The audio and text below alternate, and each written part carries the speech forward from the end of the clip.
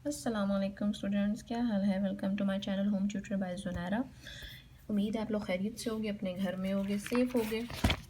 बेटा आज हमने पढ़ना है केमिस्ट्री का लेक्चर नंबर हमारे पास चलेगा।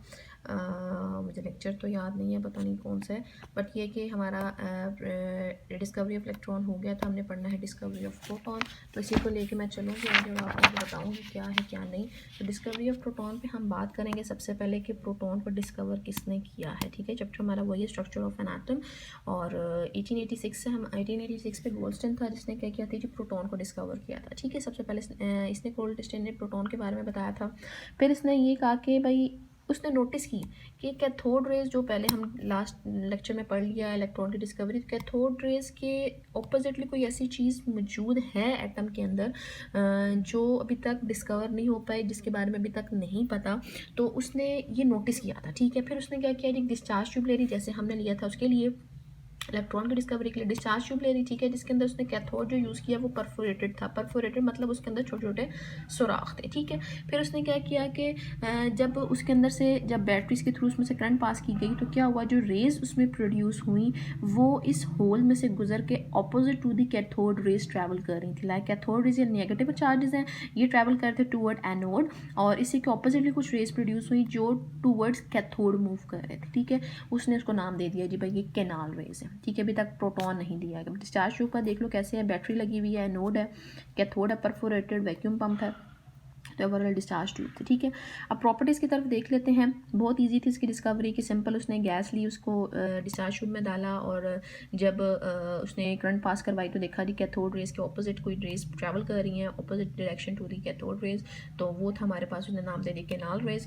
और फिर प्रॉपर्टीज़ ये हैं, दे travel in the straight line opposite the cathode rays. इसकी डायरेक्शन जो होती है, जो ये रेज प्रोड्यूस हुई है कैनाल रेज की, उनकी ऑपोजिट डायरेक्शन होती है कैथोड रेज से।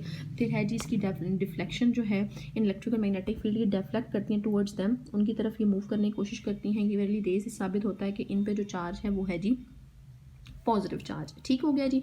और फिर आगे है जी इनकी जो नेचर है इस रेज की, वो डिपेंड करती है नेचर ऑफ गैस पे। जबकि हमने पीछे जो पढ़ा था डिस्कवरी ऑफ इलेक्ट्रॉन, उनकी वो नेचर ऑफ गैस पे डिपेंड नहीं कर रही, लेकिन प्रोटॉन की ये कैनाल रेजन की डिपेंड करती है नेचर ऑफ गैस पे, जो गैस भरी हुई है जी डिस्चार्ज ट्यूब के अंदर।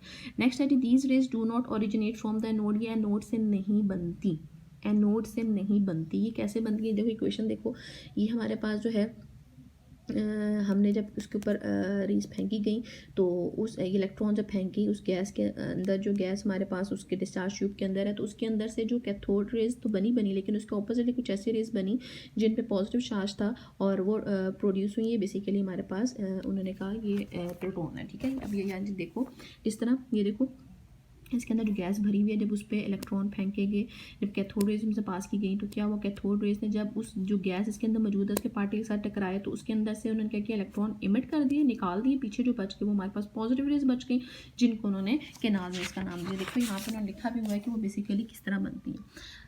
In fact, these rays are produced when the cathode rays are electrons और electrons collide with the residual gas। जो गैस उसके अंदर भरी हुई है उसके साथ वो कोलाइड करेंगे इलेक्ट्रॉन, और उसके अंदर जो है वो उसको आयनाइज कर देंगे, उस गैस को आयनाइज कर देंगे, मतलब उसमें से इलेक्ट्रॉन निकाल देंगे, पीछे जो बचेगा वो पॉजिटिव चार्ज बच जाएगा। तो उन पॉजिटिव चार्ज को उन्होंने कैनाल रेज का नाम दे दिया। ठीक है, फिर ये बात की गई है कि इन जो गैसेज हैं इनका जो मास है,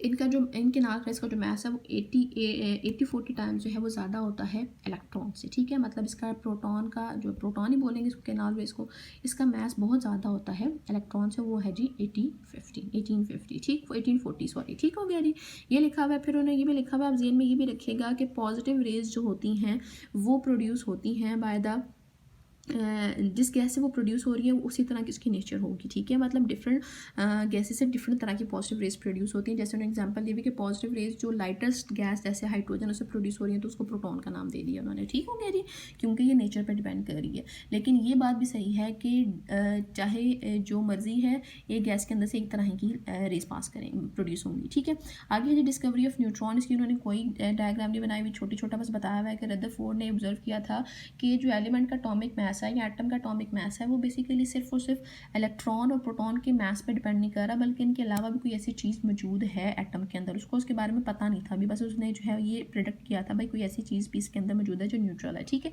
उसने 1920 में प्रेडिक्ट किया कि neutral particle are also exist in the structure of atom जिसका मास इक्वल है प्रोटॉन के। अब उसको नहीं पता था वो क्या चीज़ है, ठीक है।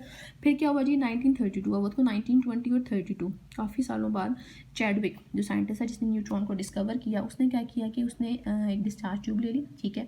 उसने क्या किया बम्बार्ड की सॉरी उसने डिस्चार्ज ट्यूब ले ली थी, उसने सिंपल क्या किया कि अल्फा पार्टिकल्स को बम्बार्ड मतलब फेंकना, बेरिलियम एटम लिया, उस पर अल्फा पार्टिकल्स को फेंका तो उसने नोटिस किया कि उसके अंदर हाईली पेनिट्रेटिंग रेडिएशंस निकली हैं, ठीक है, जिसको नाम दे दिया गया न्यूट्रॉन का। ठीक हो गया ना।